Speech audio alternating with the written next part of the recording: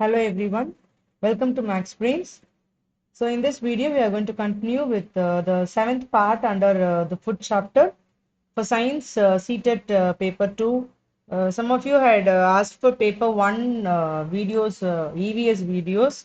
So right now I'm not posting EVS videos because I want to concentrate on paper 2 because most of the people who have applied for CTET, the majority have applied for paper 2. So that's why, and even if you're going to listen to these videos, it is going to be useful for paper one EVS also because I'm starting from the basics itself. So there's no loss for you. So for this chapter, we have to see with the components of food, various components of food. We have completed the components of food, and we have also completed the various components of food. We are left with this last topic alone, that is minerals alone, which we'll be seeing in this video. So we've seen about carbohydrates, fats, proteins, and vitamins. So now we are going to see with the minerals. Okay. So what are minerals? Okay. So when you talk about minerals, see, vitamins and minerals are the next major part which we need.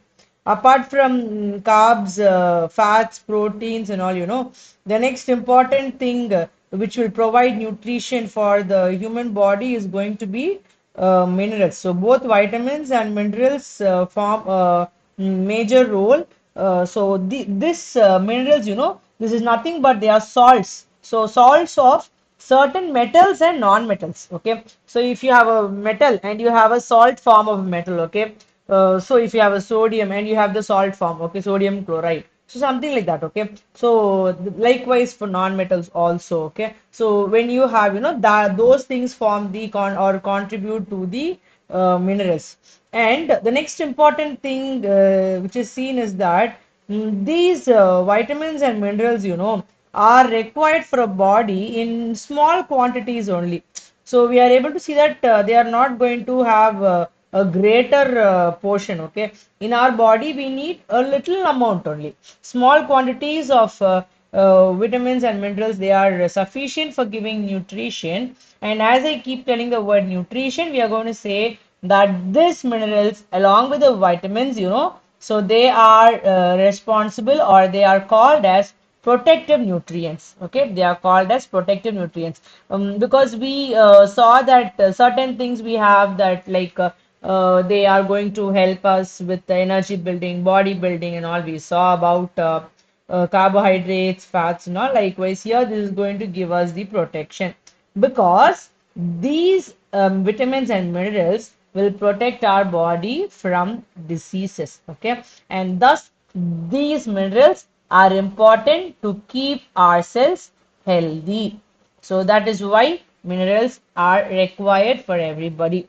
So from where do we get all these minerals? So minerals are available in milk, green vegetables, fruits, whole grains, and all. Okay. So in all these things, we'll be able to see that with minerals are present. And here we have certain minerals here. So we already saw about certain minerals in the previous video itself. We saw iron, iodine, and calcium. Okay, so these three are there in the NCERT textbook also. So we have to remember that all these topics are there in class 6 NCERT textbook, but I am giving here with some extra information. So iron, hemoglobin, it carries oxygen. We saw anemia. So what are the sources where all we have? And then iodine, it's responsible for the formation of protein called thyroxine. That's why I told you, the thyroid gland. Okay, so this thyroid gland, if somebody has a problem with the thyroid gland, then there is some problem with the intake of iodine. Either it is more or less. Calcium, immediately we should remember bones. Phosphorus, again it is going to be with the bones and teeth. Okay, so calcium and phosphorus, you need to remember it is going to be bones and teeth. Sodium and potassium, it is related to maintaining the body fluids. Okay, so that is there in common salt. Yes, sodium chloride, as I told you in this video itself, vegetables and milk. And then fluorine. Fluorine will always remember water, right? Fluorine, you can relate it to water. So it is for the proper functioning of nervous system and tooth decay. Yes, we all remember fluorine. even in our toothpaste also. Okay, so for that also we need fluorine. So you need to remember like this. If you remember slightly, it's going to be easy for you. So thus we have come to the end of this video. So we are done with various components of food and their functions. Okay, so what are various components of food? In carbohydrates, fats, proteins, vitamins, and minerals.